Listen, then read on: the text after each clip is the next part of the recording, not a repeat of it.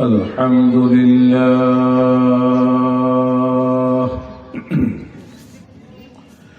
الحمد لله نحمده ونستعينه ونستغفره ونعوذ بالله من شرور أنفسنا ومن سيئات أعمالنا ونشهد أن لا إله إلا الله وحده لا شريك له ونشهد أن سيدنا ومولانا محمدا عبده ورسوله أما بعد فأعوذ بالله من الشيطان الرجيم بسم الله الرحمن الرحيم وذا النون إذ ذهب مغاضبا فظن أن لن نقدر عليه فنادى في الظلمات أن لا إله إلا أنت سبحانك إني كنت من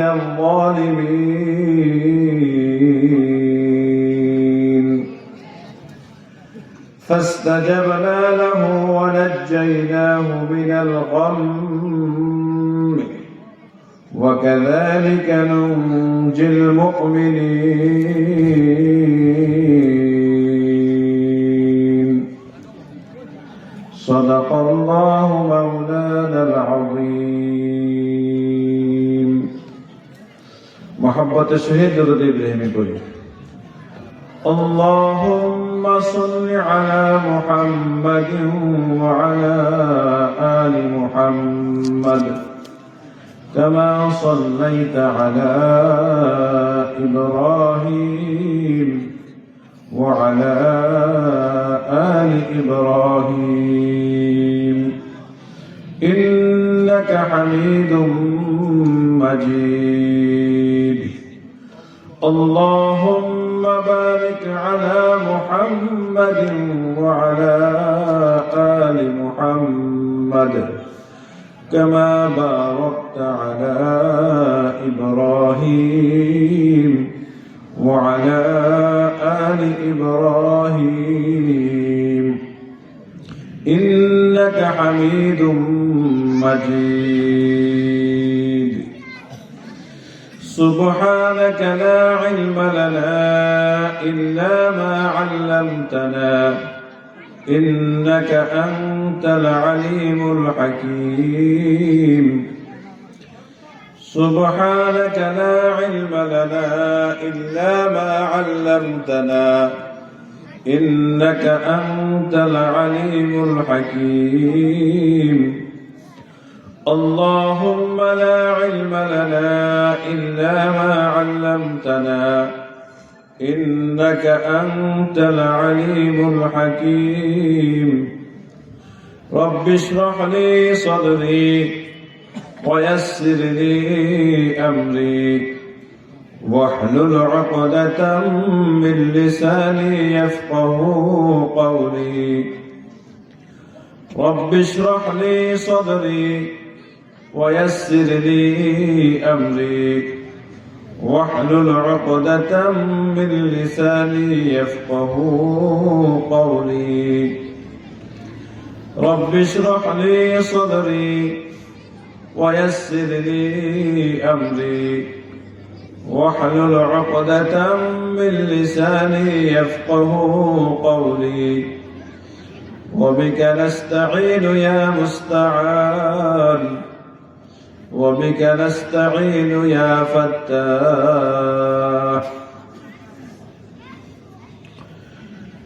الحمد لله অদ্য ৩রা জানুয়ারি ২০২৬ খড়িয়া মধ্যপাড়া বাইতুল নূর জামে মসজিদ ও যুব সমাজের উদ্যোগে শিবপুর নরসিংদী বার্ষিক ওয়াজ ও দোয়ার মাহফিলের সম্মানিত সভাপতি, প্রধান অতিথি মুআজ্জাজ মুহতারাম হযরত উলামায়ে কেরাম, দূর দূর থেকে আগত সামনে বসা আমার দিন দরদি ইসলাম প্রিয় ভাইয়েরা, পর্দার আড়ালে অবস্থানরত আমার শ্রদ্ধেয় মা ও বোনেরা, রব্বুল আলামিনের দরবারে অগণিত শুকরিয়া, যিনি আমাদেরকে এই কনকনে শীতের মধ্যে অনেক রাত হয়ে গেছে, তারপরেও কোরআন হাদিসের মহব্বত ভালোবাসা নিয়ে কিছু কথা শোনার জন্য আসার এবং বসার তৌফিক দান করেছেন। তাই দিল থেকে শুকরিয়া আদায় করি, আলহামদুলিল্লাহ।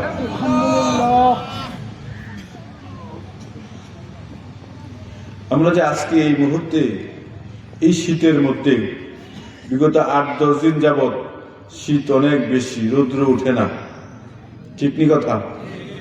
শীত বেশি। এই বছর যেই পরিমাণে শীত, বিগত কয়েক বছর এত শীত পড়ে নাই। এই শীতের মধ্যেও আপনারা বসে রয়েছেন, এটা শুধুই কোরআনের ভালোবাসা, আল্লাহর রাসূলের ভালোবাসা, এছাড়া আর কিছুই না। বলেন আলহামদুলিল্লাহ। আর রাসূল করিম সাল্লাল্লাহু আলাইহি ওয়াসাল্লাম বলছেন, মান আহাব্বা লিল্লাহ, যে আল্লাহকে ওয়াস্তে কেউ কাউকে ভালোবাসে, ওয়া মান আ'তা লিল্লাহ, কাউকে কোনো জিনিস দেয় আল্লাহর ওয়াস্তে, ওয়া মান আবগাদা লিল্লাহ, কারো সাথে শত্রুতামি করে তাও আল্লাহর ওয়াস্তে করে, আল্লাহর জন্য করে, ওয়া মান মানা'a লিল্লাহ, কাউকে যদি কোনো জিনিস নিষেধ করে তাও আল্লাহর ওয়াস্তে করে। চারটি কথা, কয়টা কথা? চারটা। ক্বালা রাসূলুল্লাহ সাল্লাল্লাহু আলাইহি ওয়াসাল্লাম, আল্লাহর নবী, বিশ্ব নবী মুহাম্মাদুর রাসূলুল্লাহ সাল্লাল্লাহু আলাইহি ওয়াসাল্লাম বলেন, মান আহাব্বা লিল্লাহ, যে কাউকে ভালোবাসে শুধুই আল্লাহর জন্য। কাউকে ভালোবাসে কিসের জন্য? আল্লাহর জন্য। মান আহাব্বা লিল্লাহ, ভালোবাসে শুধুই আল্লাহর জন্য। ওয়া মান আবগাদা লিল্লাহ, কারোর সাথে শত্রুতা করে তাও আল্লাহর জন্য, কারোর সাথে রাগ করে তাও আল্লাহর জন্য, দুনিয়ার কোন স্বার্থের জন্য করে না। ওয়া মান আ'তা লিল্লাহ, 3 নাম্বার হলো কাউকে কোনো জিনিস দান করে, কোনো জিনিস দেয়, হাদিয়া দেয়, এমনিতেই দেয়, তাও আল্লাহর জন্য করে। কারোর জন্য করে? আল্লাহর জন্য করে। 4 নাম্বার হলো ওয়া মান মানা'a লিল্লাহ, কাউকে নিষেধ করলেও করে আল্লাহর জন্য, কোন জিনিস চাইছে দেয় না, এটাও আল্লাহর জন্যই করে। এটাও কিসের জন্য করে? আল্লাহর জন্য। রাসূল করিম সাল্লাল্লাহু আলাইহি ওয়াসাল্লাম বলেন, ফাকাদ ইসতাকমালাল ঈমান, তার ঈমান পরিপূর্ণ হয়ে গেল। সুবহানাল্লাহ, তার ঈমান কি হয়ে গেল? পরিপূর্ণ হয়ে গেল। তাহলে ভালোবাসা যদি আল্লাহর জন্য হয় দোস্ত, এটা ঈমানদারের আলামত। কার আলামত? ভালোবাসা কার জন্য? আল্লাহর জন্য। ভালোবাসা কার জন্য? আল্লাহর জন্য হওয়া, এটা ঈমানদারের আলামত। একটু জিকির করি, লা ইলাহা ইল্লাল্লাহ, লা ইলাহা ইল্লাল্লাহ, লা ইলাহা ইল্লাল্লাহ, লা ইলাহা ইল্লাল্লাহ, লা ইলাহা ইল্লাল্লাহ, লা ইলাহা ইল্লাল্লাহ, লা ইলাহা ইল্লাল্লাহ, লা ইলাহা ইল্লাল্লাহ, لا إله إلا الله لا إله إلا الله জিকির যে এত মধু জিকির যে এত মধু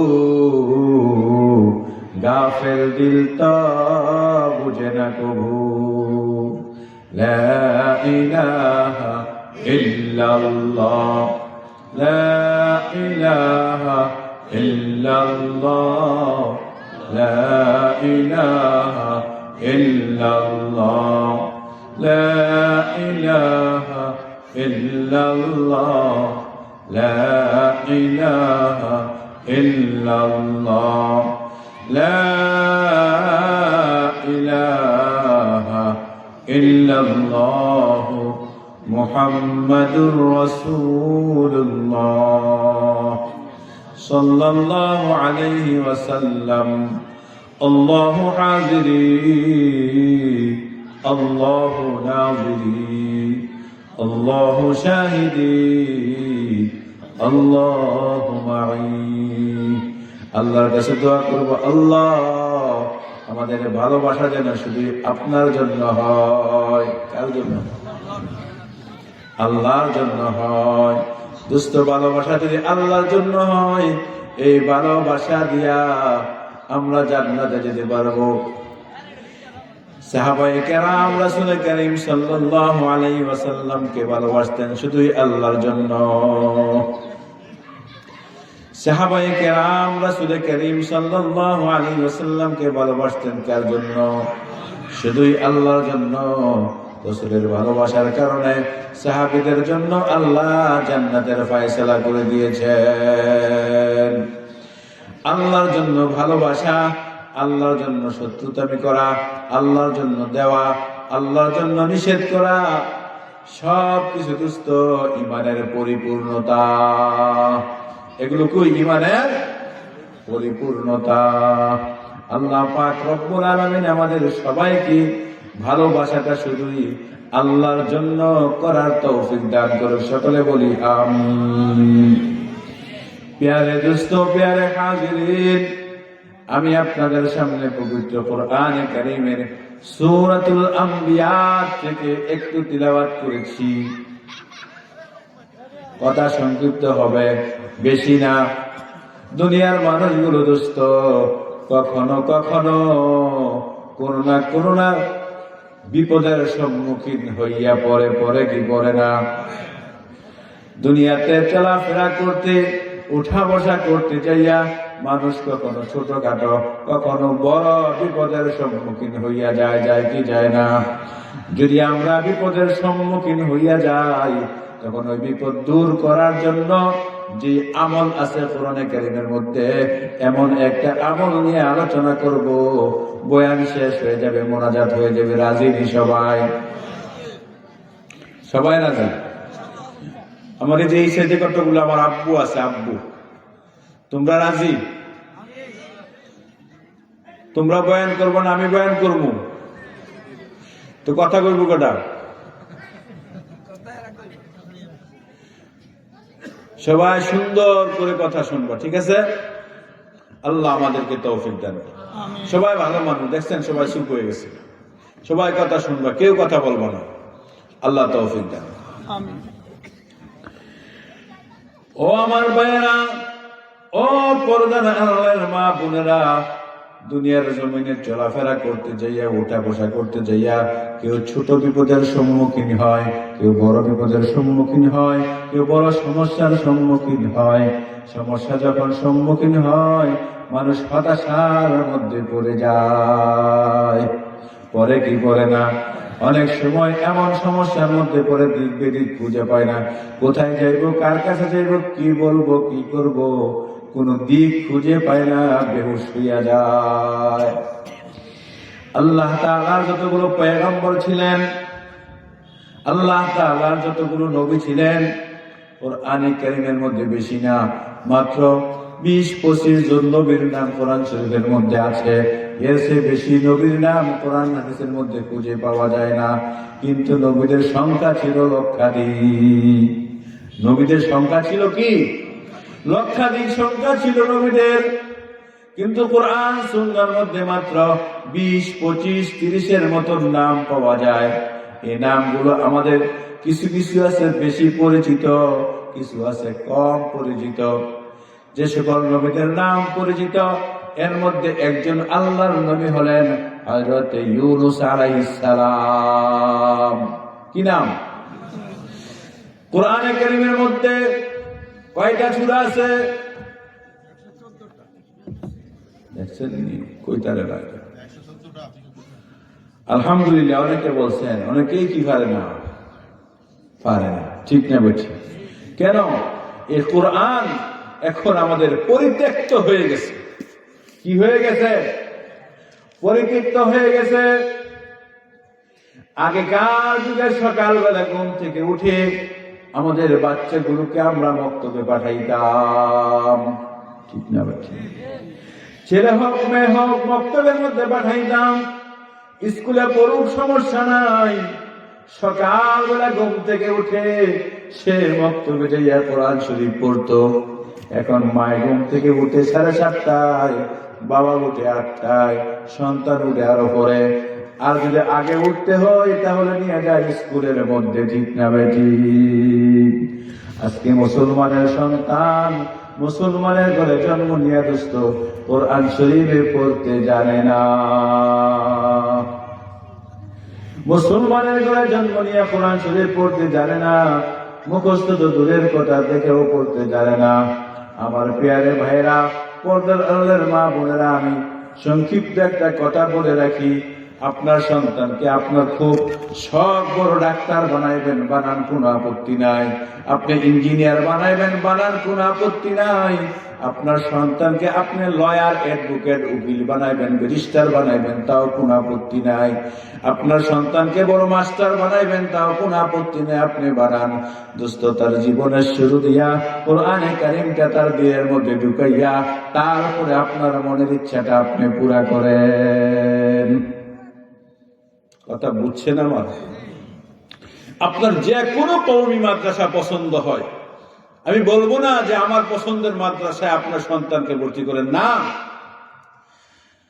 আপনার যে প্রতিষ্ঠান পছন্দ, যেখানে আপনার ভালো হয়, আপনার ছেলের পরিবেশের সাথে সুবিধা, আপনার সুবিধা, ওই পরিবেশের মধ্যে নিয়ে বেশি না দোস্ত, মাত্র 1 থেকে 2টা বছর, মাত্র 2 বছর আপনার সন্তানটাকে সেখানে রাখেন।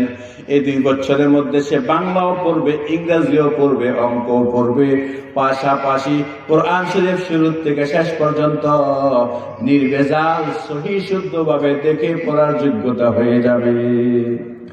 পাশাপাশি নামাজ পড়তে যতগুলো দোয়া লাগে, আরো চলাফেরা করতে যে দোয়াগুলো লাগে, এই সবগুলো দোয়া তার মুখস্থ হয়ে যাবে। নামাজ পড়তে যত মাসআলা আছে, নামাজের ফরজ, নামাজের ওয়াজিব, নামাজের সুন্নতে মুআক্কাদা, এই সবগুলো তার মুখস্থ হয়ে যাবে। আমরা জানি ছোট্ট ছোট্ট বাচ্চারা মক্তবের মধ্যে পড়ে নামাজের ভিতরে এবং বাহিরে 13 ফরজ। কিন্তু আমি বুড়া মানুষ হয়ে গেছি, আমাকে জিজ্ঞাসা করলে কিন্তু আমি 13টা ফরজ বলতে পারবো না। আমার যে নাতনিটা মক্তবের মধ্যে পড়ে, সে নির্দ্বিধায় ভরে ফেলবে নামাজের ভিতরে এবং বাহিরে 13 ফরজ, নামাজের ওয়াজিব 14টি, নামাজের সুন্নতে মুআক্কাদা 12টি বলে দিবি। 2 রাকাত নামাজে 60টি মাসআলা, নামাজ ভঙ্গের কারণ 19টি। এই ছোট্ট বাচ্চা সুন্দর করে বলে দিবে, ঠিক না বেঠি? আজকে আপনাদের এখানে প্রতিযোগিতা হয়েছে কি হয়েছে না? হয়েছে। ছোট্ট ছোট্ট বাচ্চারা এগুলোই শিখছে, এগুলোই তারা কি করছে, পরীক্ষা দিছে, এগুলোর মধ্যে নাম্বার পাইয়া তারা পুরস্কার দিছে। এগুলোর মধ্যে নাম্বার পাইয়া কি নিছে? পুরস্কার নিছে। এই জন্য দোস্ত, আপনার সন্তান হোক, আপনার নাতি হোক, আপনার নাতনি হোক, যেই হোক না কেন, জীবনের শুরু দিয়া মাত্র কয় বছর সময়? আমি 2 বছর সময় চাইতেছি আপনার কাছে, 2 বছর সময়। 2 বছর পরে আপনার বছর লস হবে না। আপনি ওই বাচ্চাটাকে স্কুলে আনিয়া ক্লাস 3-তে ভর্তি করাইয়া দেন। বছর কোনো লস হইল না। এই 2 বছর সময় তার কোরআন শরীফ শিক্ষা হয়ে গেল, জরুরি মাসআলাগুলো শিক্ষা হয়ে গেল, জরুরি দোয়াগুলো তার শিক্ষা হয়ে গেল। পাশাপাশি এই সন্তান আপনার ডাক্তার হবে, ইঞ্জিনিয়ার হবে, এডভোকেট হবে, ব্যারিস্টার হবে। এই বাচ্চা ব্যারিস্টার হইয়া, ইঞ্জিনিয়ার হইয়া, ডাক্তার হইয়া, লয়ার হইয়া আপনার জানাজার ইমামতি করবে। জানাজার ইমামতি কি খালি হুজুরে করতে হবে এমন কোন কথা আছে? হ্যাঁ, যে পারে লেবাস তরিকত যদি ঠিক থাকে তাকে দিয়েই জানাজা পড়াবে। ঠিক না বেঠি? আল্লাহওয়ালা হলে আরো বেশি ভালো। ও পেয়ারে দোস্ত, পর্দার আল্লাহর মা বোনেরা, কান খুলে বুঝো, কান খুলে বুঝো।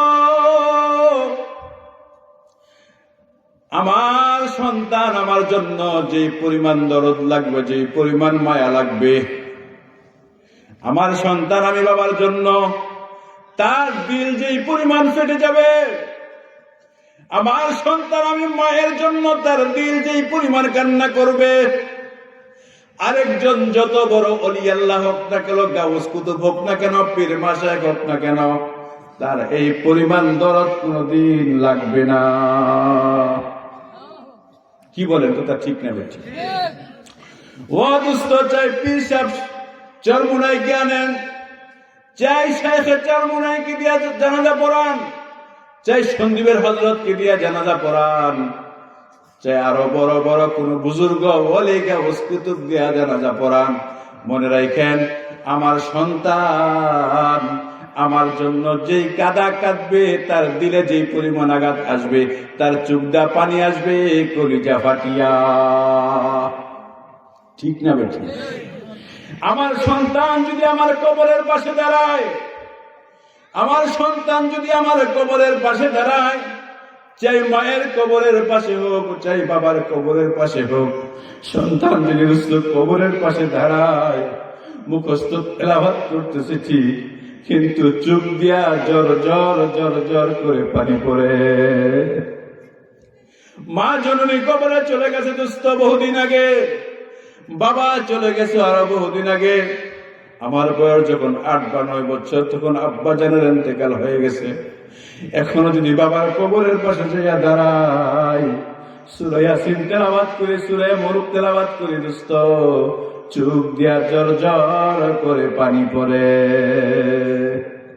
মায়ের কবরের পাশে দাঁড়াইলে চোখ দিয়া জর জর করে পানি পড়ে। দোস্ত, এইটা কোনদিন নিজের সন্তান ছাড়া অন্য কারো দ্বারা হবে না। এই জন্য পেয়ারে দোস্ত, সন্তানকে স্কুলে পড়ান আমি নিষেধ করি নাই। আমাদের দেশে ডাক্তারের প্রয়োজন আছে, আছে কিনা বলেন? ইঞ্জিনিয়ারের প্রয়োজন আছে কিনা বলেন? ব্যারিস্টার উকিলের প্রয়োজন আছে কিনা বলেন? আছে, সব প্রয়োজন আছে। স্কুলের মাস্টার হওয়ার দরকার আছে কিনা বলেন? কলেজের প্রফেসর হওয়ার দরকার আছে কিনা বলেন? পুলিশ ইন্সপেক্টর হওয়ার দরকার আছে কিনা বলেন? ওসি হওয়ার দরকার আছে কিনা বলেন? টিউনো হওয়ার দরকার আছে কিনা বলেন? এসপি হওয়ার দরকার আছে কিনা বলেন? সচিব হওয়ার দরকার আছে কিনা বলেন? সব হোক, কোন আপত্তি নাই।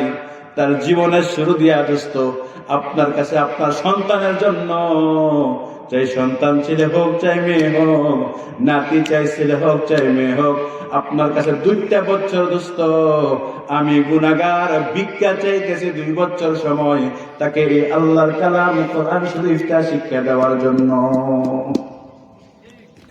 আপনি কবরে চলে যাইবেন, আপনি দুনিয়াতে থাকবেন না, সে আপনার কবরের পাশে যাইয়া যাই কিছু করে, একবার সূরাতুল ফাতিহা তেলাওয়াত করলো, 3 বার সূরা ইখলাস তেলাওয়াত করলো, সে শুদ্ধ তেলাওয়াত করবে, ভুল তেলাওয়াত করবে না। যদি সময় থাকে সূরা ইয়াসিন তেলাওয়াত করবে, যদি সময় থাকে সূরা মুলক তেলাওয়াত করবে, যদি তার হাতে আরো বেশি সময় থাকে লাগাতার কয়েক পারা তেলাওয়াত করবে, কিন্তু দোস্ত ভুল তেলাওয়াত করবে না। কবরের পাশে দাঁড়াইয়া তেলাওয়াত করবে, আর চোখ দিয়া বয়া বয়া পানি পড়ব, আর এই রহমতগুলো আপনার কবরের মধ্যে চলতে থাকবে। ও দোস্ত, কথা মনে হয়ে গেছে, এই জন্য বলে ফেলেছি। আল্লাহ বলাই দিছে সন্তানকে কোরআন শরীফ শিক্ষা দিবেননি, সব বানান, কোনো আপত্তি নাই। আল্লাহর কালামের সাথে যেন আমাদের কোনো শত্রুতা মিনা হয়, আল্লাহর কালামের সাথে যেন কি হাসরের ময়দানে রাসূল এই উম্মতের কিছু মানুষের বিরুদ্ধে অভিযোগ করবে আল্লাহর কাছে, ইয়া রাব্বি ইন্না কওমি ইত্তাখাযু হাযাল কুরআনা মাহজুরা। আমার কথা না কোরআনের কথা। এই যে উলামায়ে কেরাম বসে আছেন, যারা কোরআন শিখে নাই, কোরআন কি করে নাই, শিখে নাই, অধীনস্থদেরকে শিক্ষা দেয় নাই, তাদের বিরুদ্ধে রাসূল আল্লাহর দরবারে অভিযোগ করবে, মামলা দায়ের করবে, ইয়া রাব্বি ইন্না কওমি ইত্তাখাযু হাযাল কুরআনা মাহজুরা। আল্লাহ, ইয়া রাব্বি, হে আমার রব, ও ইন্না কওমি ইত্তাখাযু হাযাল কুরআন মাহজুরা, আমার জাতি এই কোরআনকে পরিত্যাগ করেছে।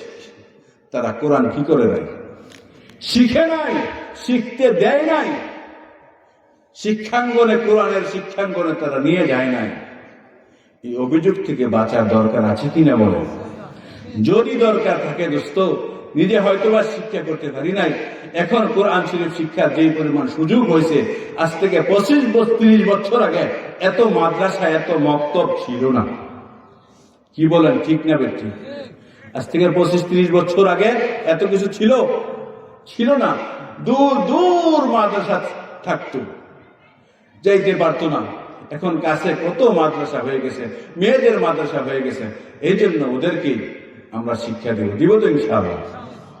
তো বলতেছিলাম দোস্ত, কথা মনে পড়ে গেছে, কোরআনে কারীমের মধ্যে 114টা সূরা।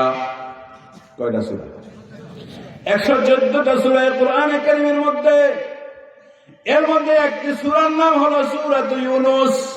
সূরাতুল ইউনূস, ইউনূস আলাইহিস সালামের নামে আল্লাহ কোরআনে কারীমের মধ্যে আলাদা একটা সূরাই অবতীর্ণ করে দিয়েছে।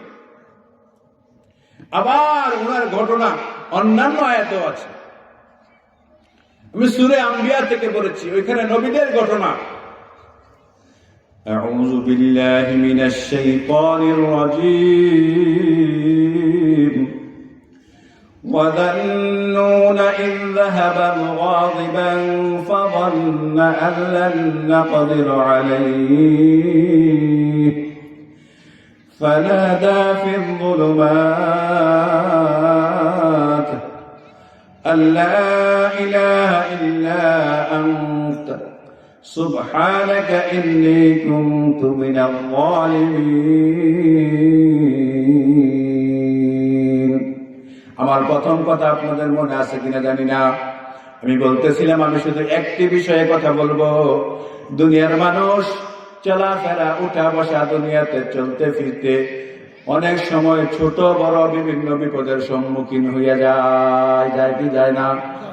এই সংকট থেকে উত্তরণের জন্য, এই বিপদ থেকে উদ্ধার হওয়ার জন্য কোরআনে কারীমের আমল নিয়ে আপনাদের সামনে কথা বলবো। মনে আছে কিনা? এই কথা মনে রাখতে হবে। আল্লাহর পয়গম্বর হযরত ইউনূস আলাইহিস সালাম তার জাতিকে, তার কওমকে, উনাকে আল্লাহ তাআলা যে জাতির মধ্যে পাঠাইছিলেন, তাফসীরের কিতাবের মধ্যে লেখে ওই জাতির নাম ছিল, ওই এলাকার নাম ছিল নিনাওয়া। তারা মূর্তি পূজা করত। হযরত ইউনূস আলাইহিস সালাম তাদেরকে দাওয়াত দিয়েছেন, তোমরা মূর্তি পূজা ছাড়ো,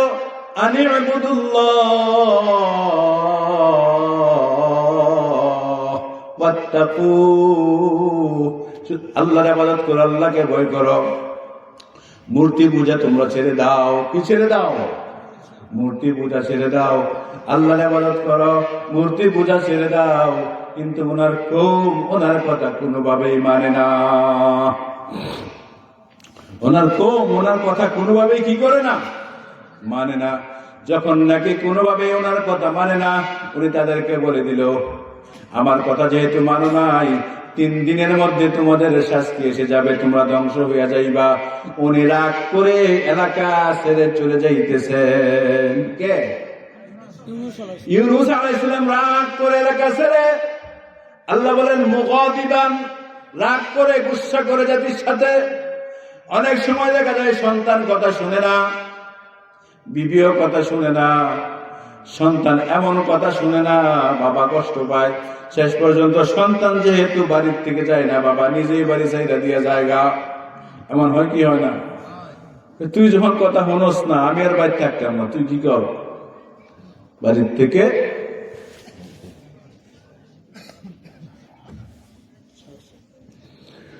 আল্লাহু আকবার। অনেক পরে বাবাই রাগ করে কি করে যায়, যেহেতু জাতি কথা শুনে না, যেহেতু জাতি কি করে না, কথা শুনে না। পয়গম্বর ইউনূস আলাইহিস সালাম কওমকে রেখে, জাতিকে রেখে উনি রাগ করে চলে যাইতেছে। পথিমধ্যে নদী পড়ছে, কি পড়ছে? নদী পড়ছে, নৌকার মধ্যে উঠছে। নৌকার মধ্যে উঠার পরে নৌকা যখন মাছ পথে গেল, দোস্ত নৌকা খালি হেলে ডুবে যায়, বুগা তুই যে বুগা। নৌকার মাঝি বলে, নৌকার মধ্যে নিশ্চয়ই কোন পলাতক গোলাম আছে। এই পলাতক কোন ব্যক্তি যদি এই নৌকার মধ্যে উঠি, তাহলে নৌকা এমন করে নৌকা ডুবে যাইতে চায়। পয়গম্বর ইউনূস আলাইহিস সালাম বলেন, ও নৌকার মাঝি শুনো, আমি আমার মালিকের দরবারের পলাতক গোলাম, আমি আমার মালিকের দরবারের পলাতক গোলাম, আমাকে নদীতে ফেলায় দাও। আমাকে কি করো? নদীতে ফেলায় দাও। তারা বলে, না, আপনি আল্লাহর পয়গম্বর, আপনি কিভাবে পলাতক গোলাম হবেন না? লটারি দেওয়া হবে, লটারির মধ্যে যার নাম উঠবে তাকেই নদীতে ফেলা হবে। লটারি দেওয়া হলো, লটারির মধ্যে নাম উঠলো পয়গম্বর ইউনূস আলাইহিস সালামের। কার নাম উঠছে? লটারি ভুল হইতে পারে, লটারি কি হইতে পারে? আবার লটারি দেওয়া হলো, আবারও নাম উঠলো কার? পয়গম্বর ইউনূস আলাইহিস সালামের। 3 বার লটারি দেওয়া হলো, 3 বার নাম উঠলো পয়গম্বর ইউনূস আলাইহিস সালামের। এখন আর করার কিছু নাই। ইউনূস আলাইহিস সালাম নিজেই নৌকার থেকে ঝাঁপ দিয়া নদীর মধ্যে পড়ে গেলেন। যেই মাত্র পড়ে গেল, রব্বুল আলামিন নদীর বিশাল একটি মাছকে অর্ডার করে ফেললেন, ও মাছ, আমার পয়গম্বর ইউনূসকে তুমি গিলে ফেলো। তবে মনে রাখো, আমি ইউনূসকে তোমার খাদ্য বানাই নাই, আমি তোমার পেটকে ইউনূসের জন্য একটি জেলখানা বানাইছি মাত্র। কি বানাইছি? জেলখানা বানাইছি। এখন এই মাছের পেটে ইউনূস আলাইহিস সালাম কতদিন ছিলেন? তাফসীরের কিতাবে বিভিন্ন riwayat আছে। সর্বনিম্ন riwayat 3 দিন, সর্বোচ্চ riwayat 40 দিন। সর্বনিম্ন 3 দিন, সর্বোচ্চ 40 দিন মতান্তরে। যাই হোক, ইউনূস আলাইহিস সালাম মাছের পেটে ছিলেন। وَظَنُّونَ إِذْ ذَهَبَ مُغَاضِبًا فَظَنَّ أَن لَّن نَّقْدِرَ عَلَيْهِ فَنَادَىٰ فِي الظُّلُمَاتِ।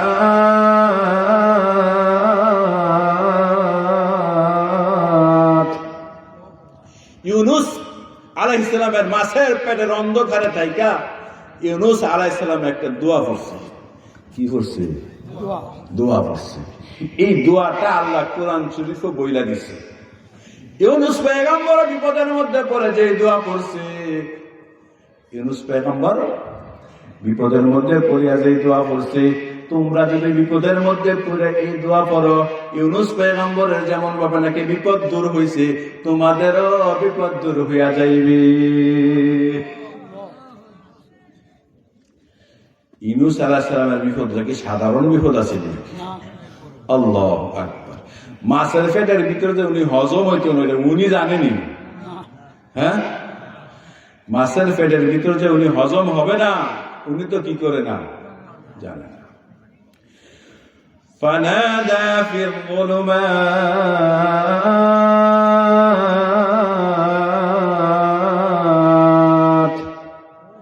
মাছের পেটের অন্ধকারে থাকিয়ার মধ্যে ইউনূস পয়গম্বর আল্লাহর কাছে ডাকে মুনাজাত করে, লা ইলাহা ইল্লা আনতা সুবহানাকা ইন্নী কুনতু মিনাল যালিমিন। এই দোয়াটা কিন্তু আমরা অনেকে পারি, ঠিক না বে ঠিক? বেশিরভাগ মানুষ এই দোয়াটা কি করে পারে, কিন্তু সময় মতন পড়ে না। বিপদ আসলে খালি প্রথমে যায় গ্রামের ফরদেন না ভাই সাহেবের কাছে, ফরদেন না চাচার কাছে, ফরদেন না কাহার কাছে, ঠিক না বে ঠিক? তারপরে দৌড়ায় মেম্বারের কাছে, তারপরে দৌড়ায় চেয়ারম্যানের কাছে, তারপরে যত উপরে যাই তারা খালি যাইতে তার বিপদ দূরের জন্য আল্লাহর কাছে একবার কইতে রাজি না, ঠিক না বে ঠিক? আল্লাহ কয় বান্দা তুই দৌড় পার, বিপদ দিছি আমি, আমার কাছে আগে আয়, বিপদ দূর হয়ে যাবে, ঠিক না বে ঠিক?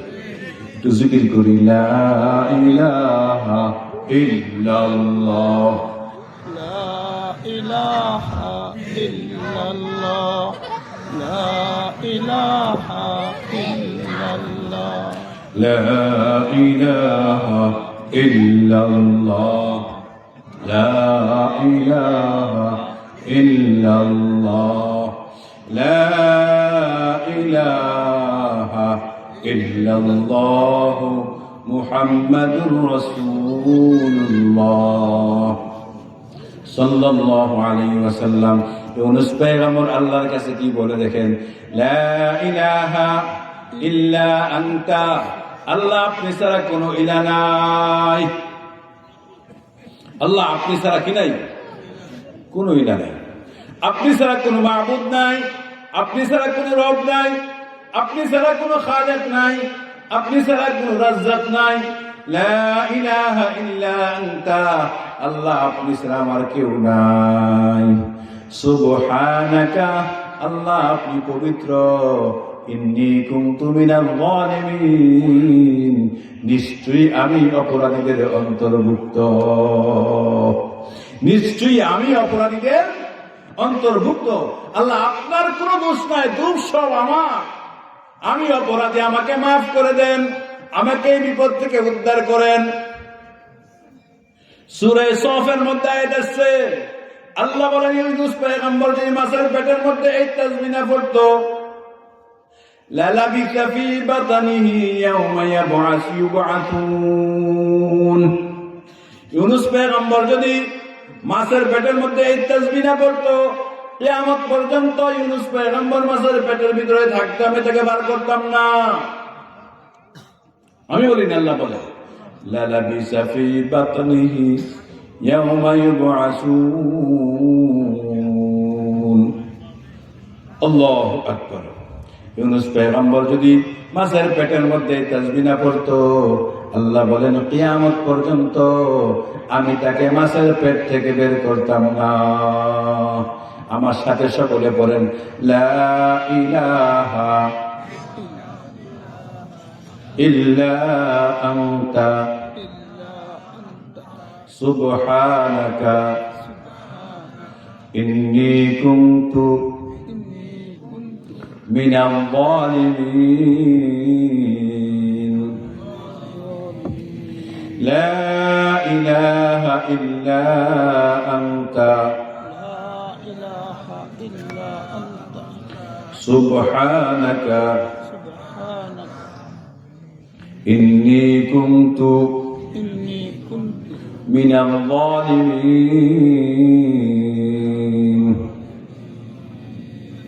এই দোয়াটা আমরা বিপদের মধ্যে পড়বো পড়বো। আমাদের মাদ্রাসার মধ্যে আপনারা অনেক সময় যান, হুজুর সবগুলো লাউ গাছ কেটে লাইছে, সবগুলো করলা গাছ কেটে লাইছে, বাগানের সবগুলো গাছ কাটিয়ে ফলাইছে, একটা জালালি খতম ফরাইয়া দিন। এই আবদার লইয়া মাঝে মাঝে এলাকার লোকজন যদি কেউ ক্ষতিগ্রস্ত হয়ে থাকে, মাদ্রাসা শরণাপন্ন হয় জালালি খতম ফরাইয়া দেওয়ার জন্য, ঠিক না বে ঠিক? জালালি খতম কি? জালালি খতম বলতে কোনো খতম নাই, এইটাই জালালি খতম। তবে কলিজা দিয়া পড়তে হবে, কি দিয়া? কলিজা দিয়া পড়তে হবে। শর্ত আছে আর কয়েকটা। এইটার নাম হলো দোয়া ইউনুস। এই দোয়াটার নাম কি? দোয়া ইউনুস। যেহেতু এই দোয়াকে পড়েছেন পয়গম্বর ইউনুস আলাইহিস সালাম, মাছের পেটের মধ্যে এই দোয়া পড়েছেন, এই জন্য তার নাম হয়ে গেছে দোয়া ইউনুস। লা ইলাহা ইল্লা আনতা সুবহানাকা ইন্নী কুনতু মিনাল যালিমিন। এই দোয়াটা দোস্ত একবার আর দুইবার নয়, 1,25,000 বার পড়তে হয়। কতবার? 1,25,000 বার পড়তে হয় শুদ্ধ করিয়া। কি কইরা? শুদ্ধ কইরা, শুদ্ধ উচ্চারণ দিয়া 1,25,000 বার পড়তে হয়। তার নামই হলো জালালি খতম। এটাই কি? জালালি খতম। এখন এই 1,00,000 বার পড়া অনেক সময়ের ব্যাপার। কথাটা বুঝছেন? সময়ের ব্যাপার। এই জন্য আমরা অনেক সময় রাজি হই না। আর এটার যে হাদিয়া দেওয়া হয়, এটা হাদিয়া না। দোয়া ইউনুসের যে খরচ দেওয়া হয় প্রতিষ্ঠানে, এটা কি না? হাদিয়া না। এটা কাজের বিনিময়ে কাজের পরিশ্রমিক। এটা কি? কাজের বিনিময়ে খাদ্য আছে না? এটা হলো কাজের বিনিময়ে কাজের মজুরি, কাজের মায়না। এটা কোনো হাদিয়া না। হাদিয়া হলো বিনা স্বার্থে, বিনা প্রয়োজনে, কোনো কিছু ছাড়া যা দিলেন ওইটা হলো কি? হাদিয়া। আপনি 1,00,000 বার অর্থাৎ 1,00,000 বার 1,25,000 বার আপনি পড়াইলেন, তারপরে দিলেন, এটাকে হাদিয়া বলবে না পারিশ্রমিক বলবে? পারিশ্রমিক বলবে। এখন অনেক সময় দেখা যায় এই খতম পড়লেও কাজ হয় না। এর জন্য শর্ত আছে। 1 নম্বর শর্ত হলো এই দোয়া পড়ে, এই দোয়াটা পড়ে খতম করে মামলা দেওয়া হয় আল্লাহর কাছে। কার কাছে? আল্লাহর কাছে। আল্লাহ ইচ্ছা করলে তার বিচার নগদ করতে পারে, বাকিও করতে পারে, দুনিয়াতে নাও করতে পারে। বুঝছেনই কথা? আল্লাহ ইচ্ছা করলে নগদ করবে, না হয় বাকি করবে, না হয় দুনিয়াতে করবেই না, আখিরাতে তারা ভালো করে পাকড়াও করবে। যেহেতু আল্লাহ বলেছেন ইন্না বাতশা রাব্বিকা লাশাদীদ।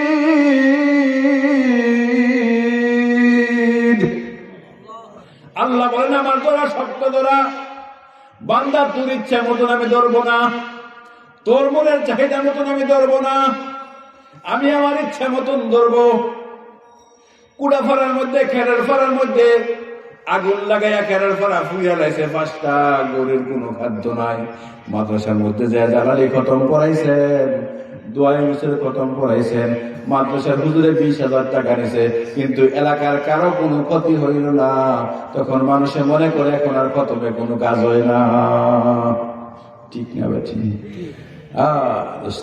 আল্লাহ বলেন বান্দা তোর ইচ্ছা মতন আমি করবো না। এই যে হাত দিয়া আগুন ধরাইছে কুড়া ফাড়ার মধ্যে, এখন না, আর 10 বছর পরে আমি গাড়ির তরে ফালাইয়া তার হাতটা ভাঙ্গা দিব। ওই বছর পরে 10 বছর পরে গাড়ির তরে ফালাইয়া তার হাত ভাঙ্গা দিব। 20 বছর পরে তার পা ভাঙ্গা দিব। অথবা দুনিয়াতে তারা আমি কিছুই করব না, আখিরাতে আমি তাকে ভালো করে পাকড়াও করব। দোয়া কখনো বিফলে যায় না। দোয়া কি হয় না? বিফলে যায় না। মুমিনের কোন দোয়া বিফলে না। মুমিন যত দোয়া করে আল্লাহ সব কবুল করে। হয়তো নগদ দিব, না হয় বাকি দিব, না হয় আল্লাহ এই দোয়ার বিনিময়ে পরকালে দান করবে। আল্লাহর ইচ্ছা করার কিছু নেই। এই জন্য দোয়া করাইতে কোনো নিষেধ নাই, দোয়া করতেও কোনো নিষেধ নাই। আগে বিশ্বাস দিলের মধ্যে স্থাপন করতে হবে যে এর ফলাফল আমি দুনিয়াতে পাইতেও পারি, নাও পাইতে পারি।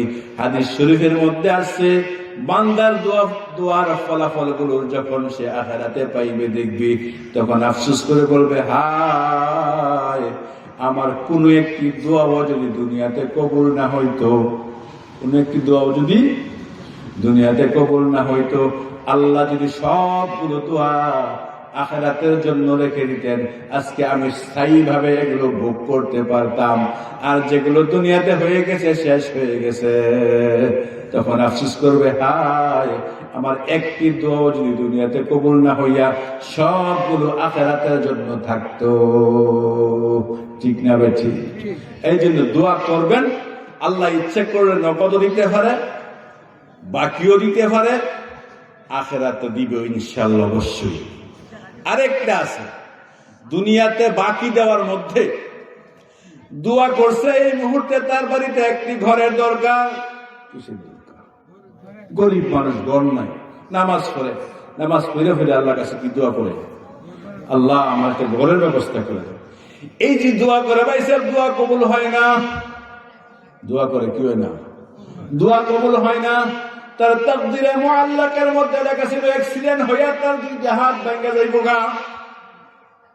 তাকদীরে মুআল্লাকের মধ্যে ছিল অ্যাক্সিডেন্ট হইয়া তার দুইটা হাত কি হয়ে যাইব গা, ভেঙে যাইব গা। হাত ছাড়া তার অনেক কষ্ট করে থাকতে হবে, কামাই রোজগার করতে পারবো না। এই দোয়ার বিনিময়ে আল্লাহ তাআলা তাদের কাছে, আল্লাহর কাছে যে গড় চাইছে, আল্লাহ গড় দেয় নাই।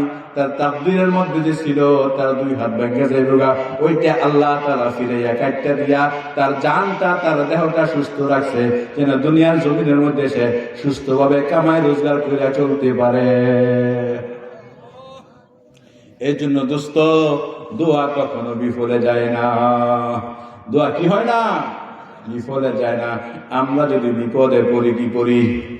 বিপদে পড়ি, ছোট বিপদ হোক, বড় বিপদ হোক, যে কোনো বিপদ হোক, বিপদে পড়লে বেশি বেশি করব লা ইলাহা ইল্লা আনতা সুবহানাকা ইন্নী কুনতু মিনাল যালিমিন।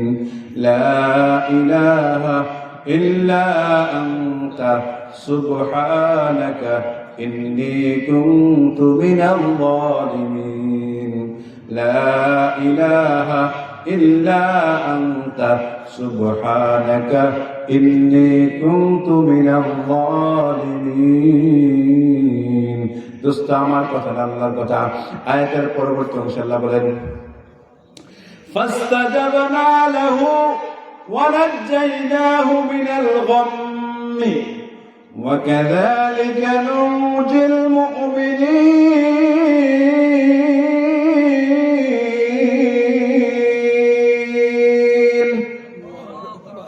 ফাস্তাজাবনা লাহু, আমি এই দোয়ার উসিলায় ইউনূস পয়গম্বরের দোয়া কবুল কইরা তাকে মাছের পেট থেকে বের করে দিয়েছি। তা কি করছি? ফাস্তাজাবনা লাহু ওয়া নাজ্জাইনাহু মিনাল গাম্মি, তাকে তার এই মহা বিপদ, এই সংকট থেকে আমি তাকে মুক্তি দিয়েছি। ও জগতের মানুষ, কান খুলে শোনো, আল্লাহ বলেন, ও জগতের মানুষ কান খুলে শোনো, ও পর্দার আড়ালের মা বোনেরা কান খুলে শুনেন। আয়াতের শেষে আল্লাহ কি বলতেছেন? আমি কি এই দুয়ার উসিলায় শুধু ইউনূস পয়গম্বরকেই বিপদ থেকে রক্ষা করলাম? এটা কি শুধু ইউনূসের জন্যই না? ওয়া কাযালিকা নুনজিল মুমিনিন।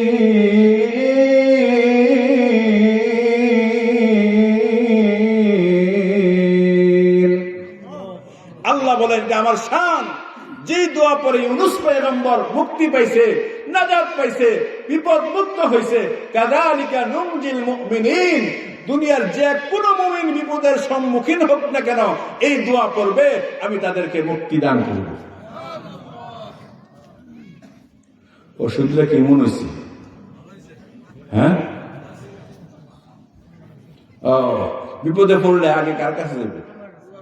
আল্লাহর কাছে। কমস কম 100 বার যখন যে কোনো বিপদের সম্মুখীন হয়ে যাবেন, ধীরস্থিরে মহব্বত নিয়া নিম্নে কতবার করবেন? 100 বার করে আল্লাহর কাছে বলবেন, আল্লাহ আমি বিপদে পড়েছি, আমার বিপদ থেকে আপনি উদ্ধার করেন। আপনার দিলের মধ্যে আল্লাহ তাআলা একটা খেয়াল ঢালবো, তুমি এই বিপদে পড়ছো, অমুকের কাছে যাও, পরে যাইবেন, কাজ হয়ে যাবে। যাইতে নিষেধ নাই। দুনিয়ার বিপদ আপদ আল্লাহ দুনিয়ার সিস্টেমে দূর করবে। কথাটা বুঝছেন নি? দুনিয়ার বিপদ দূর করবে আল্লাহ কি দিয়া? দুনিয়ার সিস্টেমে আগে আল্লাহর কাছে বলবো, তারপরে আল্লাহ দিলের মধ্যে যে অবস্থাটা ডালবো, যে খেয়ালটা ডালবো, ওই অনুযায়ী সামনে অগ্রসর হইব, আল্লাহ সহজ করে দিবে। আল্লাহ নিজে বলেন, আমি বলি না তো। وَإِن يَمْسَسْكَ اللَّهُ بِضُرٍّ فَلَا كَاشِفَ لَهُ إِلَّا هُوَ وَإِن يَمْسَسْكَ اللَّهُ بِضُرٍّ فَلَا كَاشِفَ لَهُ إِلَّا هُوَ বান্দা, তোমার যদি কোনো বিপদ আসে, وَإِن يَمْسَسْكَ اللَّهُ بِضُرٍّ আল্লাহর পক্ষ থেকে যদি তোমার কোনো বিপদ আসে, ফালা কাশিফা লাহু তোমার এই বিপদ দূর করার মতন, বিপদ সরানোর মতন কেউ নাই, ইল্লাহু এক আল্লাহ ছাড়া। কে ছাড়া? আল্লাহ ছাড়া তোমার এই বিপদ দূর করার মতন পৃথিবীতে আর কেউ নাই। সুতরাং বান্দা, তুমি আমার কাছে আসো। তুমি কি করো? আমার কাছে আসো, আমি তোমার বিপদ দূর করে দেব। যাইব তো আল্লাহর কাছে? আল্লাহ আমাদেরকে তৌফিক দান করুন, আমিন। আরেকটা বিপদ থেকে বাঁচার জন্য আরেকটা আমল বলবো। কি বলেন? আমার খুব ছোট্ট, আমি যদি আপনাদেরকে বলি যে এই বিপদ দূর করার জন্য সূরা বাকারা পড়ুন লাগবে, আপনারা বলবেন হুজুর আমনের আমল আমনই কইলেন, যে আমর পক্ষে করা সম্ভব না। ঠিক না বে? ঠিক ঠিক এমনটাই আপনাদেরকে বলতে হবে, যেটা আপনাদের পক্ষে সম্ভব। সম্ভব। আগেই বলেছিলাম কোরআন কারীমের মধ্যে সর্বমোট কয়টা সূরা আছে? 114। 114টা। কোরআন কারীমের এই ধারাবাহিক সিরিয়াল অনুযায়ী সর্বশেষ 3টা সূরার নাম। সর্বশেষ যে সূরা, এই সূরার নাম হলো সূরাতুন নাস। কি নাম? নাস। তার আগের সূরার নাম হলো সূরাতুল ফালাক। তার আগের সূরার নাম হলো সূরাতুল ইখলাস। কুল হুয়াল্লাহু আহাদ আল্লাহুস সামাদ লাম ইয়ালিদ ওয়া লাম ইউলাদ ওয়া লাম ইয়াকুল লাহু কুফুয়ান আহাদ। তারপরের সূরার নাম হলো সূরাতুল ফালাক। তারপরের সূরার নাম কি? নাস। সূরাতুল ফালাক। قل أعوذ برب الفلق من شر ما خلق ومن شر غاسق إذا وقب ومن شر النفاثات في العقد ومن شر حاسد إذا حسد। সর্বশেষ সূরা হলো সূরাতুন নাস। কি সূরা? নাস। قل أعوذ برب الناس ملك الناس إله الناس من شر الوسواس الخناس الذي يوسوس في صدور الناس من الجنة والناس। 114টা সূরার মধ্যে সর্বশেষ ছোট্ট ছোট্ট 3টা সূরা কার কার মুখস্থ আছে? হাত উঠাই। সবার মাশাআল্লাহ, দেখছেন পরীক্ষায় সব পাস। এই যে আমার ছোট্ট বাবারাও হাত তুলেছে। মাশাআল্লাহ, তোমরা পারো সবাই? মাশাআল্লাহ, হাত নামাও।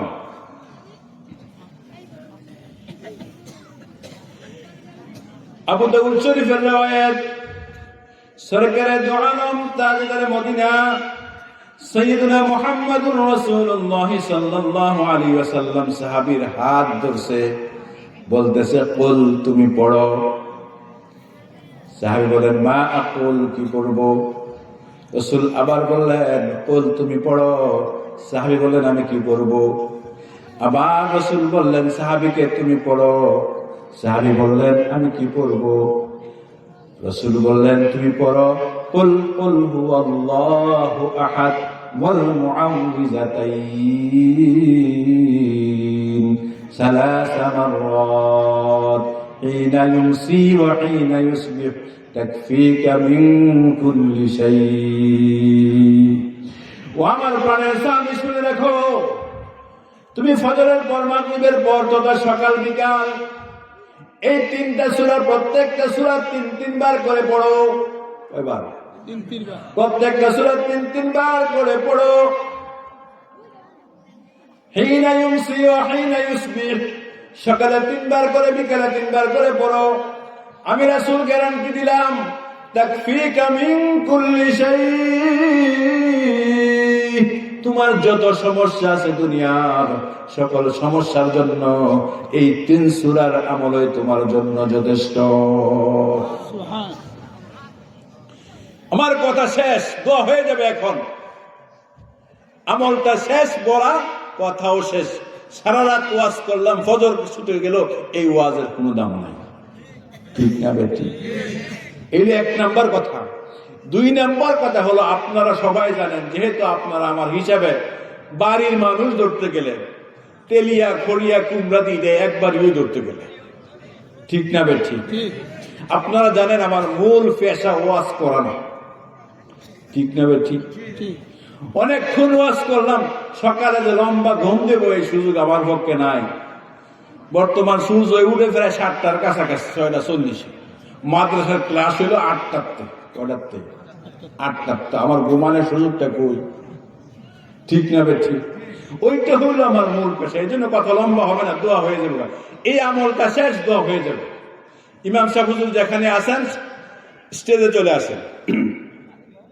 তো দোস্ত, এই সূরাটার আমল রাসূল কি বলছেন? তাকফিকা মিন কুল্লি শাই, বান্দা তোমার যত প্রয়োজন আছে, আল্লাহ বলেন তোমার সকল প্রয়োজনের জন্য এই আমলটাই কি যথেষ্ট। মানুষের প্রয়োজন 2 ধরনের। এক ধরনের প্রয়োজন তার লাগবে, আরেকটা প্রয়োজন এই জিনিসটা তার দরকার নাই। প্রয়োজন কয় ধরনের? 2 ধরনের। সুস্থতা আমার লাগবে, অসুস্থতা আমার লাগবে না, এই প্রয়োজনটা আমার কি নাই। আমার ঘরে চুরি হোক, এটা আমার প্রয়োজন না নিষ্প্রয়োজন? নিষ্প্রয়োজন। আমার ঘরটা ভালো থাকুক, এটা আমার প্রয়োজন, ঠিক না বে ঠিক? তো রাসূল বলতেছেন, এই আমলটা যদি তুমি ঠিক রাখো, তাকফিকা মিন কুল্লি শাই, তোমার সকল আমলের জন্য, সকল প্রয়োজনের জন্য এই 3 সূরার আমলটাই তোমার জন্য যথেষ্ট। সুবহান। আমলটা কি খুব কঠিন? সোজা। আবু দাউদ শরীফের আমল, কোরআন শরীফের সর্বশেষ 3টা সূরা। এই জন্য দোস্ত বলেছি, সন্তানদেরকে কি পড়ায়েন? কোরআন শরীফ পড়ায়েন। আপনার ঘাটে ঘাটে কাজে লাগবে, তার জীবন সুন্দর হয়ে যাবে। সবচেয়ে বড় কথা হলো, যদি কখনো শয়তানের ধোঁকায় পড়ে সে নামাজ নাও পড়ে, যখন নামাজ পড়বে, যখন তার নামাজ পড়ার বুঝ আসবে, তখনও তার নামাজটা শুদ্ধ হবে। তখনও তার নামাজ কি হবে? এই যে জীবনের শুরু দিয়ে কোরআন শরীফ শুদ্ধ করছে, এই শুদ্ধ কোনোদিন অশুদ্ধ হবে না, এই শুদ্ধই থাকবে। কথাটা বুঝছেন নি? আরো বড় একটা ফজিলত আছে, সে যদি কখনো এমপি হইয়া, মন্ত্রী হইয়া সংসদে যায়, তার মুখ দিয়ে আবার হইতো না কোরআন শরীফের মধ্যে ভুল আছে।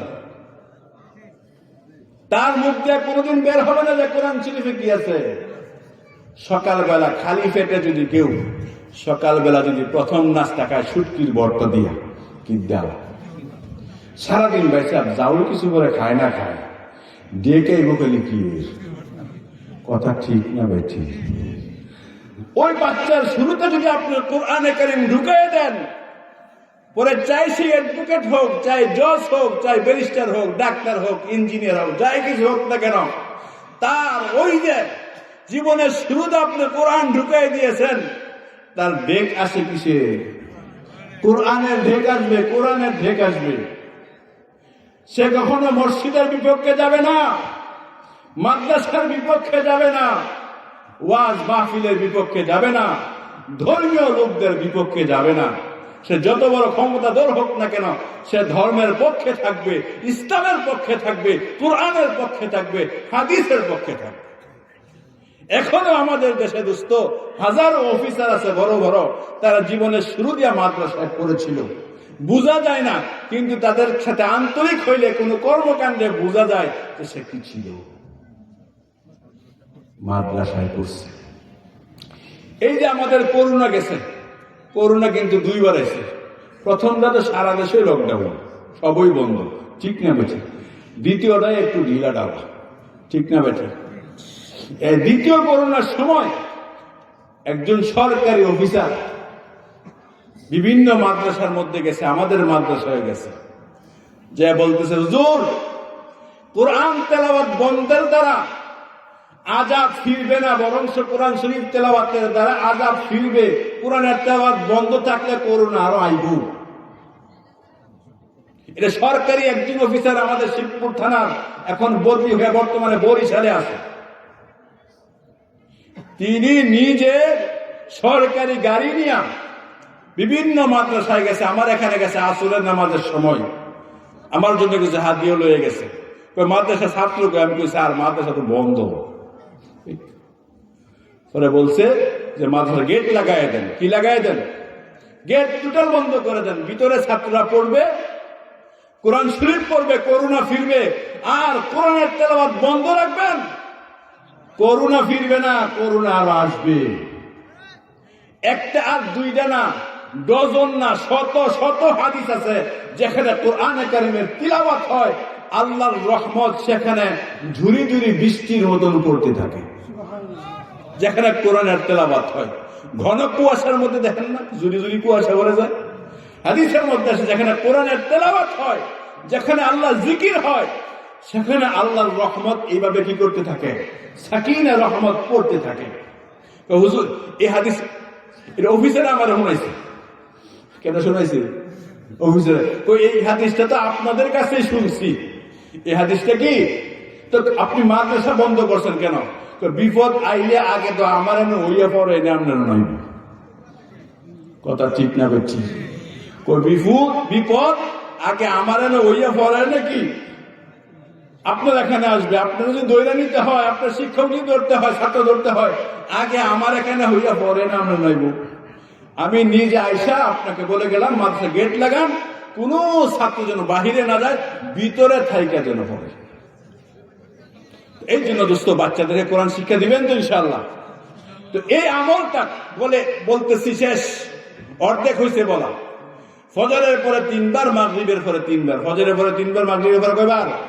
3 বার হলো। আর কয় ওয়াক্ত নামাজ থাকে? 3। ফজর আর মাগরিব গেলে কয় ওয়াক্ত থাকে? 3 ওয়াক্ত থাকে। যোহর, আসর, এশা। যোহর, আসর, এশা, এই 3 ওয়াক্তে এই সূরাগুলো একবার কইরা। কয়বার কইরা? একবার। 3 ওয়াক্তে কয়বার কইরা? যোহরে একবার কইরা, আসরে একবার কইরা, আবার এশাতে একবার কইরা। আবার রাতে ঘুমানোর আগে, রাতে ঘুমের যে হাদিসটা, আল্লাহু আকবার, এই হাদিসটার বর্ণনাকারী হলেন আম্মা জান আয়েশা সিদ্দিকা রাদিয়াল্লাহু আনহা, বুখারীর riwayat, ফাজাইল কোরআনের মধ্যে আছে। আম্মা জান আয়েশা সিদ্দিকা রাদিয়াল্লাহু আনহা এই হাদিসের বর্ণনা করেন, রাতে ঘুমানোর আগে আবার এই আমলটা করবে। রাতে ঘুমানোর আগে কি ওই সময় 3 বার করে, কয়বার করে? 3 বার করে। প্রত্যেকটা সূরা কুল হুয়াল্লাহ 3 বার, কুল আউযু বিরাব্বিল ফালাক 3 বার, কুল আউযু বিরাব্বিন নাস 3 বার। এই আমলটা করার পরে রাতে এবং ফজরে মাগরিবে সূরাগুলো পড়া যখন শেষ হয়ে যাবে, আমার দিকে তাকান সবাই, না তাকালে বুঝবেন না। এই 2টা হাত একত্রিত করবেন, 2টা হাত একত্রিত করে হাতের মধ্যে ফু দিবেন। কি দিবেন? ফু দিয়া আগে মাথাটা মাসাজ করবেন। কি? মাথা মাসাজ করবেন, তারপরে চেহারা। হাদিসের মধ্যে যেভাবে আসছে আমি ঠিক ওইভাবে আপনাদেরকে বলতেছি। আলহামদুলিল্লাহ, আগে মাথা, তারপরে কি? চেহারা, তারপরে আপনার শরীরের সামনের ভাগ, তারপরে শরীরের কি? সামনের ভাগ। সামনের ভাগ মাসাজ করার পরে হাত পিছনে যতটুক যায় অতটুক মাসাজ করবেন। এই হলো এই আমলের নিয়ম।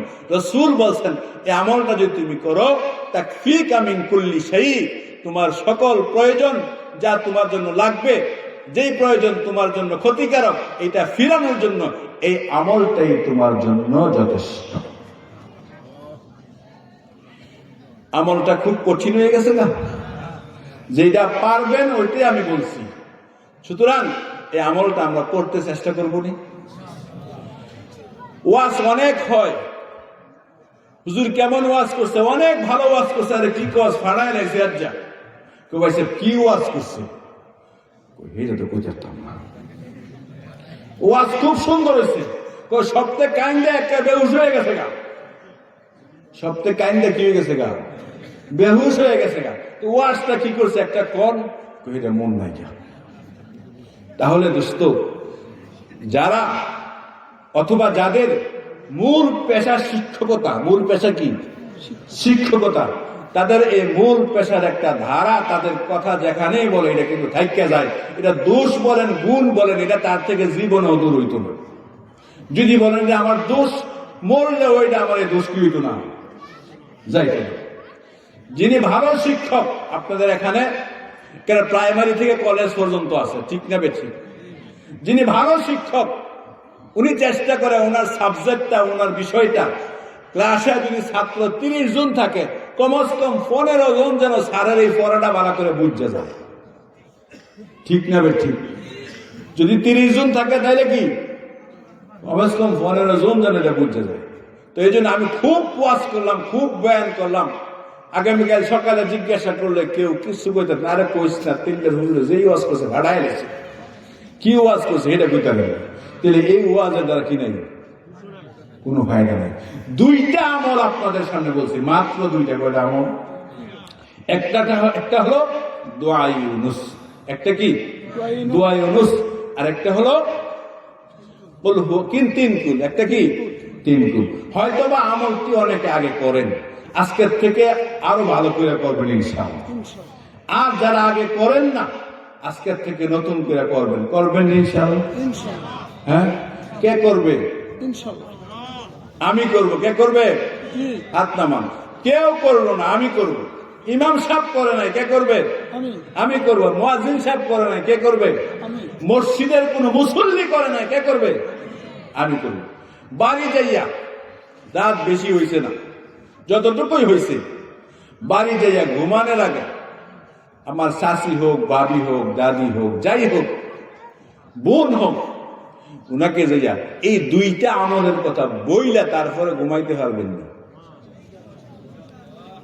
এই দরখাস্তটা আপনাদের কাছে। উনারা কিন্তু কোনো মাদ্রাসায় পড়ার সুযোগ পায় না জীবনের শুরুতে, ঠিক না বে ঠিক? এখনকার মেয়েদের মাদ্রাসায় পড়ার কি আছে? সুযোগ আছে। আমার শাশি, দাদি, নানি ইত্যাদি যারা আছে, তাদের পড়াশোনার বয়স যখন গেছে, তখন মাদ্রাসা, মহিলা মাদ্রাসা ছিল না, এগুলো পড়ার কি পায় নাই, সুযোগ পায় নাই। পাইলে জানলে আলহামদুলিল্লাহ, আবারও তাকরার করবেন, আবারও বলবেন।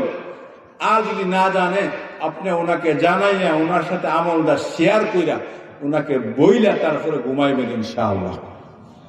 রাজি সবাই? পারবেন ইনশাআল্লাহ? যে হুজুরের বেশি না, ওয়াজ করছে অনেকক্ষণ, কথা কইছে মাত্র 2টা, ঠিক না বে ঠিক? হুজুরে ওয়াজ করছে অনেকক্ষণ, কথা মাত্র কয়টা? 2টা। একটা হলো দোয়া ইউনুস, লা ইলাহা ইল্লা আনতা সুবহানাকা ইন্নী কুনতু মিনাল যালিমিন। এই দোয়াটা হুজুর বলছেন সব বিপদে পড়ার জন্য। 2 নম্বর 3 কুল, কুল হুয়াল্লাহু আহাদ, কুল আউযু বিরাব্বিল ফালাক, কুল আউযু বিরাব্বিন নাস। এই আমলটা বলছে 5 ওয়াক্ত নামাজের পরে, এর মধ্যে ফজরের পরে, মাগরিবের পরে 3 বার করে, বাকি 3 ওয়াক্ত একবার করা, আর ঘুমের আগে 3 বার করে পড়ার জন্য। এই কথাটুকু হুজুরে ওয়াজ করছে। এটা আজকের থেকে, ফজর থেকে তুমিও আমল করবা, আমিও আমল করব। রাজি সবাই? আল্লাহ আমাদেরকে তৌফিক দান। আমিন।